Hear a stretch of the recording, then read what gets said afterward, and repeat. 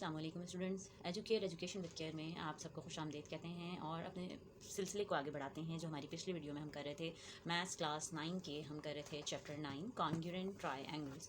इसकी हम एक्सरसाइज 9.3 पे थे। इस 9.3 का पहला सवाल करेंगे आज हम, जिसमें कि हमें ये बताया गया है कि ABC is an isosceles triangle, D is the mid point of base BC, prove that AD bisects angle A and AD is perpendicular to BC।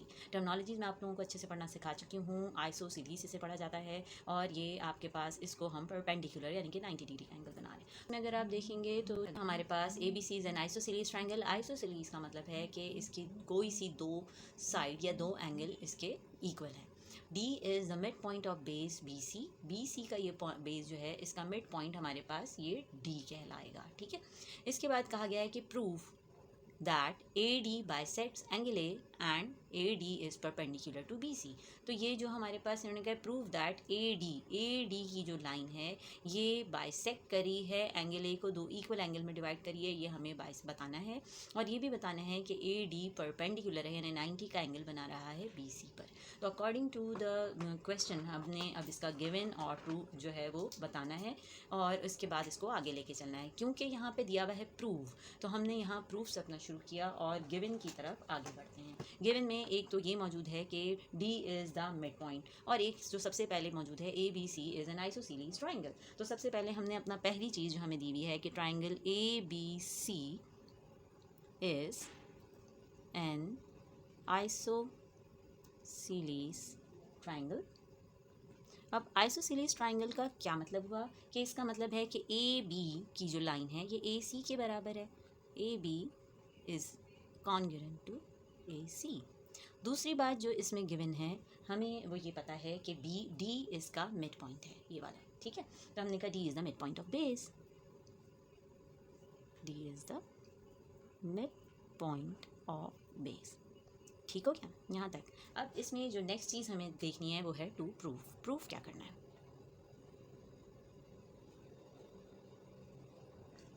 Proof हमें ये करना है सबसे पहले कि AD बाइसेक्ट्स एंगल A। तो पहली चीज़ जो हमें प्रूफ करनी है वो करनी है AD बाइसेक्ट्स एंगल A, और दूसरी चीज़ जो प्रूफ करनी है वो है AD is perpendicular to BC। तो AD इज़, अब ये साइड है तो इसलिए लाइन डलेगी, परपेंडिकुलर टू BC। जैसे कि हम अपने थ्योरम वगैरह में करते थे कि हम दो लाइन ड्रॉ कर लेते थे, एक होती थी स्टेटमेंट की और एक होता था हमारे पास रीज़न। तो बिल्कुल इसी तरह हम यहाँ पे भी दो लाइन ड्रॉ कर लेंगे, स्टेटमेंट और रीज़न की। याद रखिएगा कि दो ही पेन का इस्तेमाल करेंगे पेपर में ताकि आपका टाइम ज़्यादा ज़ाया ना हो और सफाई से भी काम होगा। स्टेटमेंट और रीज़न, राइट। तो जनाब सबसे पहले हमारे पास जो ट्रायंगल बनी है, आप देखिए कि ये जो अगर इसके D मिड पॉइंट है इसको लें तो हमारे पास दो ट्रायंगल बन गई। एक बन गई BAD और एक हमारे पास बन गई CAD। तो अब हम इन दो ट्रायंगल की आपस में कॉन्ग्रुएंसी ले लेंगे, कोरिस्पोंडेंस ले लेंगे, sorry. Triangle BAD corresponds with triangle CAD। इसके अंदर आप देखेंगे तो हमें जो गिवन में दिया हुआ है उसे हम सबसे पहले इस्तेमाल करते हैं, जो कि दिया हुआ है AB is congruent to AC। तो हमने पहला पॉइंट ये लिखा कि AB is congruent to AC। आप चाहें तो इसे गिवन लिखें या आइसोसेलेस ट्रायंगल, आइसोसेलेस ट्रायंगल है इसलिए, या दूसरी चीज़ आप इसको गिवन भी लिख सकते हैं। मैं दोनों बातें लिख रही हूँ, आप दोनों ही इस्तेमाल कर सकते हैं। दूसरी चीज़ जो इसमें हमारे पास है वो है BD, side BD is congruent to side DC।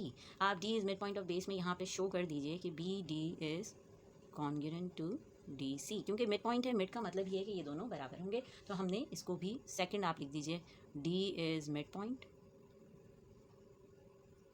Of BC, इस वजह से। ठीक है, तीसरी चीज़ जो हम इसमें देखेंगे वो हमें नज़र आ रही है AD, ये वाली लाइन जो कि दोनों ट्रायंगल्स को बनाने में इस्तेमाल हो रही है।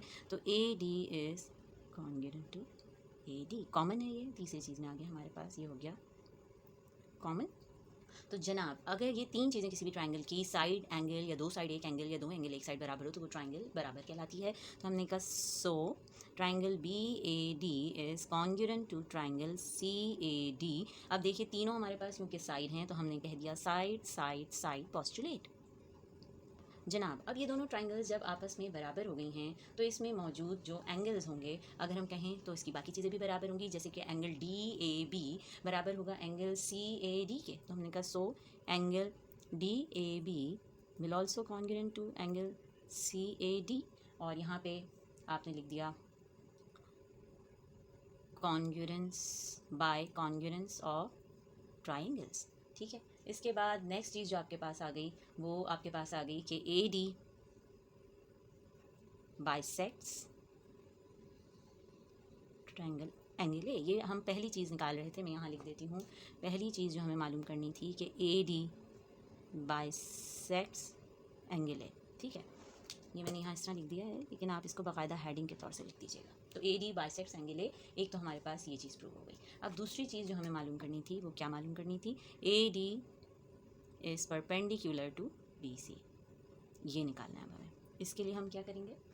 हम इसके लिए शुरू करेंगे कि now BDA is congruent to CDA। ये देखिए BDA is congruent to CDA, ये दोनों आपस में क्योंकि ट्राइंगल की थी बराबर है और ये दोनों मिलकर बना रही हैं 180 डिग्री। 180 डिग्री का मतलब है ये सप्लीमेंट्री एंगल पॉस्टुलेट हो गया।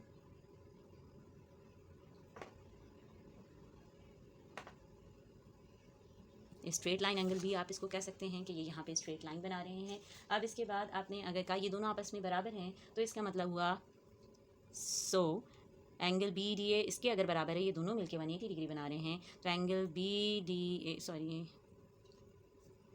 यहाँ पे 180 नहीं आएगा, BDA plus angle CDA is equals to 180 degree. ये है सप्लीमेंट्री। अब अगर ये दोनों इसके बराबर थे तो हमने कहा angle BDA plus angle BDA is equals to 180 degree. तो हमने यहाँ लिख दिया कि CDA बराबर है एंगल BDA के, इसलिए हमने इसकी जगह पे इसको लिखा है। अब अगर हम इसे ऐड करें तो 2 times of BDA is equals to 180 degree. 2 यहाँ पे मल्टीप्लाई हो रहा है, वहाँ जाएगा तो डिवाइड हो जाएगा। तो angle BDA is equals to 180 degree divided by 2। Now major angle BDA is equals to 90 degree, और यही तो 90 डिग्री का मतलब है perpendicular. Hence AD is perpendicular on BC। तो हमने ये कह दिया फ्रॉम इक्वेशन 1, और इक्वेशन 1 हमारी ये वाली थी जिसमें हमने कहा कि ये बराबर है। तो नाउ ये क्योंकि हमारे पास हमें ये प्रूफ करना था तो एंड में हम लिखेंगे QED। जनाब, तो क्वेश्चन नंबर 2 की तरफ आगे बढ़ते हैं। Triangle ABC and DBC are two isosceles triangle on the same side of a common base BC। Prove that AD is the right bisector of BC। तो शुरू करते हैं अपने ट्राइंगल के इस क्वेश्चन को सॉल्व करने में। हमने इसकी डायग्राम अकॉर्डिंग टू क्वेश्चन बना ली कि ABC and DBC are two isosceles triangle. तो ये हमने ABC और DBC दो ट्राइंगल बनाई, और आइसोसेलेस का मतलब है कि इसके साइड बराबर होंगे on the same side of a common base BC। देखिए BC कुछ गलती ये करते हैं कि एक ट्राइंगल बना देते हैं और इसको G की जगह पर D नाम रख देते हैं। अब ये है on the same side of a common base, base common है और इसके सेम साइड पे एक तरफ ये और एक तरफ ये बेस सेम है। ठीक है, तो हमने इस बेस सेम BC को लिया और हमें ये बताना है कि A से D तक का जो लाइन है ये राइट बाइसेक्टर है। इस BC का राइट बाइसेक्टर वो बाइसेक्टर होता है जो इससे 90 डिग्री पे लाइन को डिवाइड करता हुआ जाता है। ठीक है, तो जनाब स्टार्ट लेते हैं हम अपने क्वेश्चन का। सबसे पहले हम इसमें देखते हैं कि हमें क्या क्या गिवन दिया हुआ है। तो गिवन के अकॉर्डिंग हमने यहाँ पे किया काम। जो चीज़ें हमें दी हुई हैं वो दी हुई हैं कि ट्राइंगल दो तो हमें यहाँ आइसोसेलेस ट्राइंगल दी हुई है, तो हमने कहा triangle ABC is congruent to triangle DBC और आइसोसेलेस ट्राइंगल। आइसोसेलेस का मतलब है कि इसके साइड या एंगल जो भी बराबर हैं। तो हम यहाँ पे पॉसिबिलिटीज़ लिख लेते हैं अपनी कि आइसोसेलेस का मतलब है कि AB की साइड जो है वो AC के बराबर होगी। तो हमने कहा AB is congruent to AC, एक तो हमारे पास ये बात हो सकती है, और दूसरी बात BD is congruent to CD। तो हमने कहा BD is congruent to CD। ये दो बातें हमने कहा पॉसिबिलिटीज़ ये हो सकती हैं आइसोसेलेस में। दूसरी बात जो हमें इसमें पता है वो ये पता है कि ये बेस इसका कॉमन है, तो हमने कहा BC is common base. Okay, ये तो हमारे पास हो गया गिवन। इसके बाद हमें अब करना है टू प्रूफ। टू प्रूव के उसमें हम इसको स्टार्ट लेते हैं।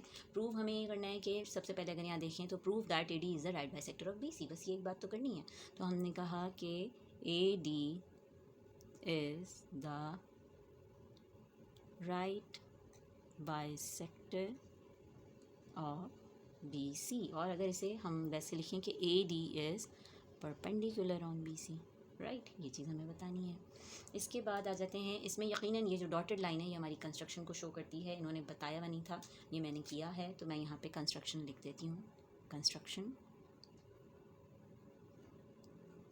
कंस्ट्रक्शन में हमने क्या किया, draw a line by joining A to D intersect the line B C at G, ठीक है। ये draw a line bye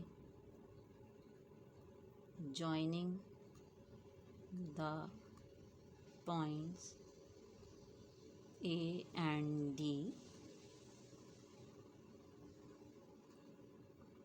intersects at the line BC at ये G point, right?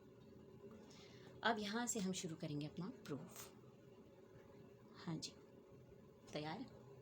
तो जनाब स्टार्ट लेते हैं। दोबारा प्रूफ के लिए हमने कहा कि हम लाइन खींच लेंगे,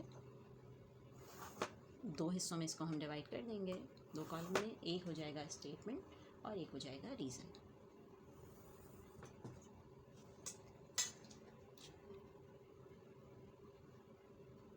स्टेटमेंट एंड रीज़न जनाब। तो स्टेटमेंट में सबसे पहले हमारे पास जो दो ट्राइंगल बनी हैं, ट्राइंगल बी ए सी और ट्राइंगल बी डी सी, तो हम इनकी कॉरेस्पॉन्डेंस ले लेते हैं।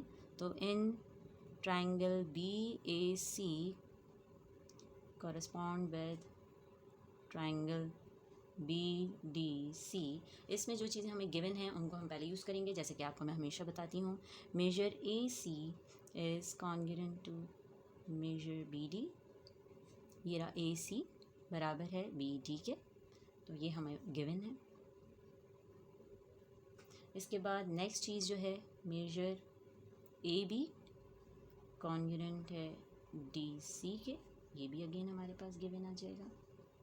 और बी सी दोनों ही ट्राइंगल का कॉमन है, तो major B C is also congruent to major B C which is common in triangles. बस ये भी गिवन ही बात थी। अगर तीन साइड इक्वल हुई तो क्या हो गया बच्चों, ट्राइंगल कॉमन वो हो गई equal. B A C is congruent to triangle B D C, और तीनों साइड हैं तो again very good, side side side postulate, लिखते हुए बोलते रहेंगे तो आपको भी याद हो जाएगा। तीन साइड हैं तो साइड साइड साइड पोस्टुलेट। अब यहाँ से हमारा काम शुरू होता है कि ये बताने के लिए कि ये 90 डिग्री है या परपेंडिकुलर है। तो अब जब ये ट्राइंगल कॉन्ग्रुएंट हो गई तो अंदर मौजूद सारे एंगल भी कॉन्ग्रुएंट हो गए। हमने कहा major angle B G A is congruent to major angle C G A, बताती भी जाऊँ, ये हो गया बी जी ए और ये हो गया सी जी ए, ठीक है। ये आपस में भी इनकी ये हमारी कंस्ट्रक्शन थी, हमने इसी तरह बनाया था, तो हमने इसको कह दिया कि ये हमारी कंस्ट्रक्शन है, राइट। इसके बाद अगर हम कहें कि बी जी ए और सी जी ए ये मिलकर स्ट्रेट लाइन बना रही हैं या सप्लीमेंट्री एंगल बना रही है, तो हमने कहा major angle B G A plus major angle C G A is equals to 180 degree, और इसको आपने कह दिया सप्लीमेंट्री एंगल। सप्लीमेंट्री एंगल वो होते हैं जो दोनों मिलकर 180 बनाते हैं, कॉम्प्लीमेंट्री वो होते हैं जो दोनों मिलकर 90 बनाते हैं, राइट। अब अगर हम ये कहें तो ये सी जी ए बी जी ए के बराबर है, पिछले वाला ही सवाल की कॉपी एक तरह से, ये B G A plus B G A is equals to 180 degree, और यहाँ हमने रीज़न दे दिया कि C G A is equals to angle B G A, correspondence to B G A. अच्छा जनाब, इसका मतलब हुआ कि angle two B G A is equals to 180 degree. ये आपके पास आपने कर ली एडिशन। एडिशन करने से क्या हुआ, ये 2 यहाँ मल्टीप्लाई हो रहा है, वहाँ जाएगा तो डिवाइड हो जाएगा, तो angle major angle B G A is equals to 180 degree divided by 2, so major angle BGA is equals to 90 degree. अल्हम्दुलिल्लाह ये हमारे पास आ गया 90 डिग्री, यानी कि हमें यही तो बताना था कि राइट बाइसेक्टर, यही बताना था राइट बाइसेक्टर। तो हमने कहा कि हैंस चुनाचा measure AD is perpendicular measure on measure BC। तो ये हमने कर दिया from angle BGA is equals to 90 degree. और क्योंकि ये हमें क्वेश्चन में कहा गया था प्रूफ करने को, तो हम यहाँ लिख देंगे प्रूव्ड, और आखिर में आ जाएगा QED। क्वेश्चन नंबर 3 थोड़ा सा डिफरेंट है, इसमें कोई ट्रायंगल नहीं बोली बल्कि बोला गया PQR is a square. X, Y and Z are the midpoints of PQ, QR and RS respectively. Prove that triangle PXY is congruent to triangle SZY। अब दिमाग यहीं पे घूम जाता है कि जनाब गिवन में दे रहे हैं स्क्वायर और प्रूव में मांग रहे हैं ट्राइंगल, तो और फिर ये मिड पॉइंट भी दिए हैं, इससे क्या होगा। तो जनाब सबसे पहले तो हम गिवन लिख लेते हैं। इसका गिवन हमें जो दिया हुआ है कि वो PQRS इज़ अ स्क्वायर, तो हमने लिख दिया PQRS इज़ अ स्क्वायर। ठीक है, अब इसमें रिस्पेक्टिवली का मतलब होता है जो पहले आया उसका वही, x पहले है तो PQ इसका मिड पॉइंट है, y बाद में है तो सेकंड पे QR इसका मिड पॉइंट है, z आखिर में है तो आखिर वाला उसका है। ठीक है, रिस्पेक्टिवली का ये मतलब होता है। तो हमने कहा कि x is mid point of PQ। अगर ये PQ का है तो इसका मतलब है कि PQ इज़ कॉन्ग्रुएंट, ये देखिए x मिड पॉइंट बनाया मैंने, तो PX is equals to x QX, PX is equals to QX mid point है, यानी कि ये बराबर होंगे।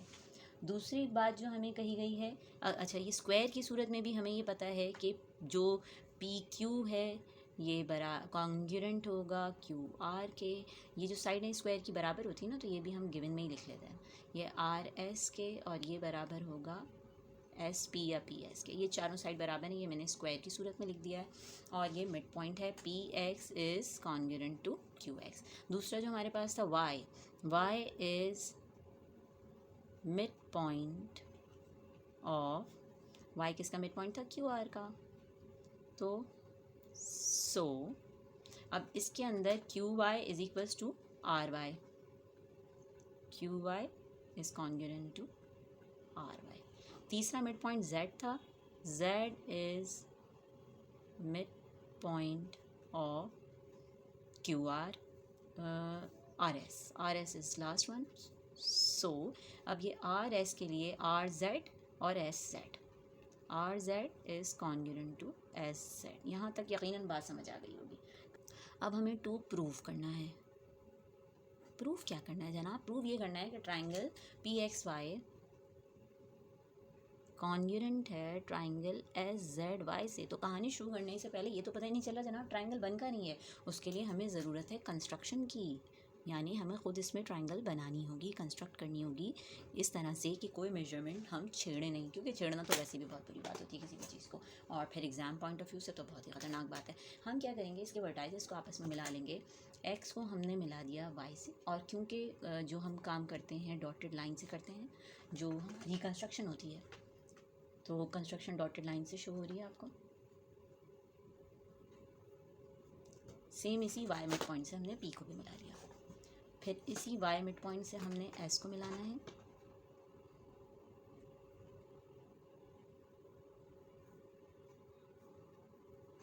और z को मिलाना है।